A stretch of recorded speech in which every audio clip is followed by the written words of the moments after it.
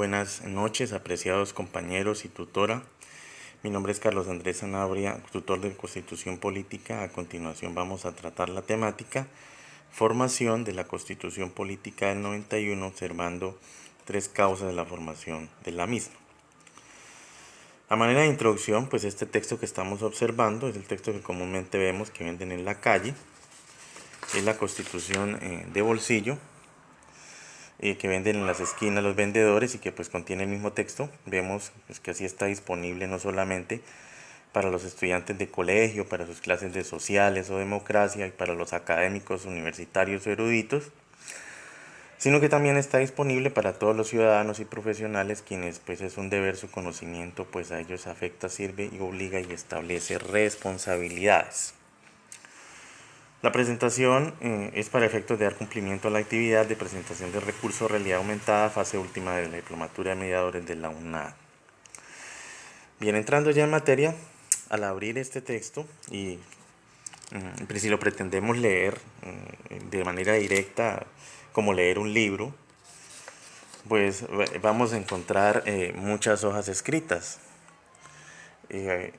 con artículos y artículos. No vamos pues a encontrar una secuencia como en las novelas de nuestro Nobel Gabriel García Márquez, Cien años de soledad o cualquier otra literatura. No se va a encontrar pues una secuencia como en una novela escrita, pues con un inicio y con un final feliz o trágico. Ahora, pues si bien el texto de la Constitución Política no narra una historia como una novela, muchos autores concuerdan que la Constitución Política sí contiene una historia en esencia. Por eso es que para muchos estudiosos entender la Constitución requiere una aproximación histórica hacia su comprensión. Entre esos sucesos que según varios autores indican el germen de la Constitución Política, tenemos la organización de la séptima papeleta y los movimientos estudiantiles. También otro suceso es el narcoterrorismo. Aquí vemos una acción terrorista impetrada contra el edificio del DAS por esa época. Un carro bomba explota y destruye absolutamente todo ese conjunto de edificaciones que ustedes pueden apreciar. Se observa en esa imagen. Entonces, esos hechos a esa escala, pues tratarían de indicar la necesidad de un replanteamiento institucional. Ahora, si bien esos hechos son aproximaciones, pues fueron más bien sucesos que apoyaron la expedición e hicieron más visible el fervor por el cambio. Pero no fueron en sí las causas fueron mucho más estructurales. Digamos que estas situaciones aumentaron, como se indicó, el fervor por el cambio, pero las causas que originaron la necesidad de una nueva constitución son mucho más profundas que esos hechos. Son tres sucesos estructurales los que producen como efecto una constitución nueva en el 91. El primero concuerdan algunos autores y con el que sin duda estoy absolutamente de acuerdo, es con la visión de modelo económico mundial de la época, en la que Colombia, como los demás países de América Latina, se encontraban en procesos de apertura económica, globalización y modernización del Estado, fruto de las observaciones de organismos internacionales como el Banco Mundial y el Fondo Monetario Internacional, con quienes Colombia pues tiene obligaciones de deuda externa. Entonces, estos organismos como acreedores le sugirieron a los países deudores hacer una apertura de sus economías. Le sugirieron hacer una apertura de sus economías al estilo de los tratados de libre comercio para dar libertad de entrada a la inversión o a todo tipo de empresas extranjeras y así reactivar la economía que después de esa época era cerrada. Prácticamente la producción interna era la que proveía los bienes y servicios en la balanza económica o en el manejo económico de intercambio. y así reactivar la economía con el fin de que el Estado a mayor escala pudiera recaudar y cumplir con las obligaciones con esos fondos internacionales.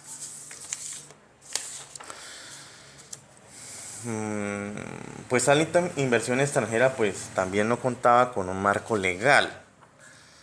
Digamos que si vamos a hacer negocios necesitamos respaldar los negocios con un marco legal que proteja mi inversión y que mantenga la seguridad jurídica para hacer pues esos negocios con agentes internacionales.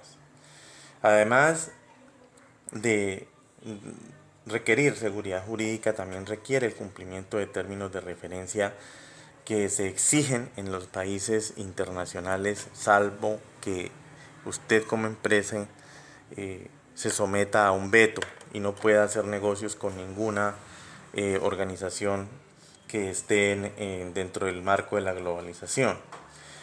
Esos términos de referencia es que los países con los que usted va a hacer negocios pues cumplan con reducir los índices de vulneración de los derechos humanos, respetar el medio ambiente o por lo menos mantener indicadores que se indiquen, pues valga la redundancia, la reducción de los efectos contra el medio ambiente, mantener reducidos índices de violencia, de corrupción, reducir el temor, organizar a la ciudadanía para que participe activamente dentro de la conformación de empresas y el libre mercado, sacar a la gente de sus casas a través de la motivación a crear empresa privada para que se reactive también la economía a través de la participación ciudadana. Esto nos lleva pues a la segunda causa estructural de cambio, la obsolescencia de la misma constitución de entonces. Es decir, no existía en Colombia un marco legal que llevó al Banco Mundial a proponer a los países de Colombia reformular sus constituciones políticas, obsoletas y cerradas. Esa libertad de libre mercado se encuentra consagrada en el artículo 333. Considero que ese es el principal artículo que se debe enseñar. Antes de enseñar el artículo primero, se debe enseñar el artículo 333, el cual establece la libertad de empresa y de actividad económica. Ahora, replantear el marco constitucional de un país para ajustarlo a la apertura económica o globalización, sin lugar a duda, tiene que plantear la necesidad inevitable cuál va a ser el papel de los derechos de la ciudadanía.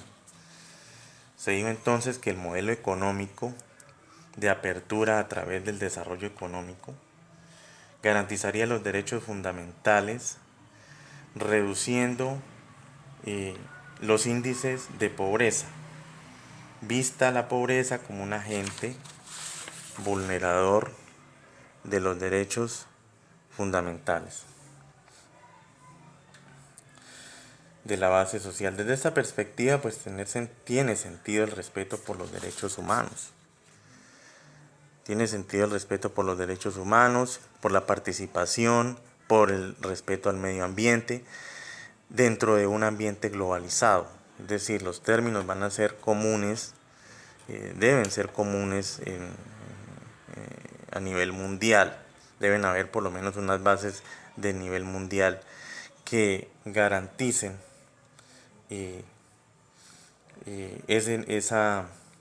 que se garantice esa dinámica de libre mercado. Esa nueva carta se constituirá, si lo vemos desde esa perspectiva, de término como un término de referencia, es decir, como el cumplimiento de unos requisitos contractuales. Si lo vemos desde la otra cara, pues es obvio que esas garantías, entre comillas, contractuales también van a convertirse en unas garantías de tipo social. Entonces aquí ya estamos hablando de una reformulación de un nuevo pacto social hacia la paz social con modernización.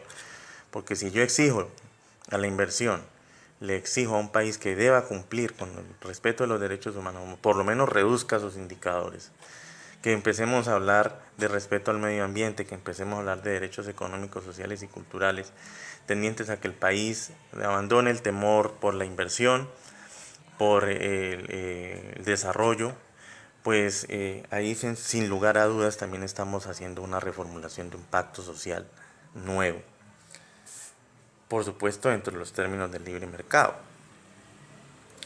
Tal reestructuración de orden social, pues obvio también que va a requerir no solo la reformulación de los derechos, sino de las instituciones. Entonces aquí no es suficiente, por eso decir, que vamos a reformar las instituciones porque la violencia tiene golpeada el país. Aquí ya empezamos a entender que no era suficiente, no es suficiente la respuesta de los movimientos sociales y de los hechos de opinión pública como la violencia, sino que era necesaria una reforma mucho más profunda hacia lo que todo el mundo estaba atinando, que era la reducción de la superación de la pobreza y reducción de sus índices. Entonces, para todo ese fin, es obvio que hay que cambiar la estructura del Estado. Hay que cambiar la organización de los poderes públicos, hay que modernizarlos, ponerlos a la altura de ese nuevo modelo de desarrollo. Y también en la otra cara de la moneda, así constituye pues como un efecto teflón, la modernización del Estado para garantizar los derechos de la ciudadanía, porque estamos frente también a un pacto social, con un efecto teflón, pero estamos dentro de una garantía de los derechos de la ciudadanía para que ella impulse su propio, sea garantista de su propio desarrollo. Todas esas causas estructurales, pues podemos concluir que la lectura de esta constitución de bolsillo que siempre vemos, su efecto directo, pues en todos estos sucesos, es este texto mismo, porque estos hechos, estas situaciones estructurales, hacen que cobre sentido, entonces, el hablar de derechos fundamentales, que eso lo encontramos acá en las primeras páginas de la Constitución política. ¿Qué más se requiere? ¿Cuáles más condiciones se requieren para cumplir los propósitos? Ahí sí entramos a hablar del Estado Social de Derecho, de una cantidad de términos que están consagrados en esta parte de la Constitución. Aquí seguimos mirando. Aquí encontramos ya un capítulo que habla de los derechos sociales, económicos y culturales, que son los derechos que van a garantizar hacer la relación entre las personas, los ciudadanos y la economía y sus derechos económicos. Y también encontramos en ese texto de la Constitución los derechos colectivos y del medio ambiente. Claro, nosotros necesitamos un desarrollo económico sostenible, por eso se puso en boga el concepto de desarrollo económico sostenible. Debe haber un desarrollo, pero debe también garantizarse la protección y el control de los impactos sobre el medio ambiente y la contaminación, entre otros. Claro, si vamos a hablar de que se va a hacer una apertura, pues por lo menos debe haber un marco legal que regule cómo va a ser el alcance del impacto que van a tener las empresas que van a llegar a Colombia a hacer la, entre comillas, inversión. Y esta va a ser parte de la primera sección de la Constitución política. Ese aspecto de los derechos fundamentales. Y va a haber una segunda parte que va a hablar de toda la organización del Estado, la estructura del Estado. Y va a haber una tercera parte que fue la que vimos con el artículo 333, que nos va a hablar de la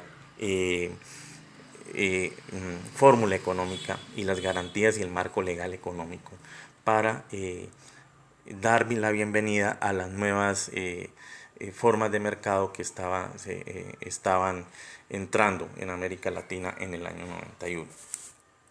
Entonces,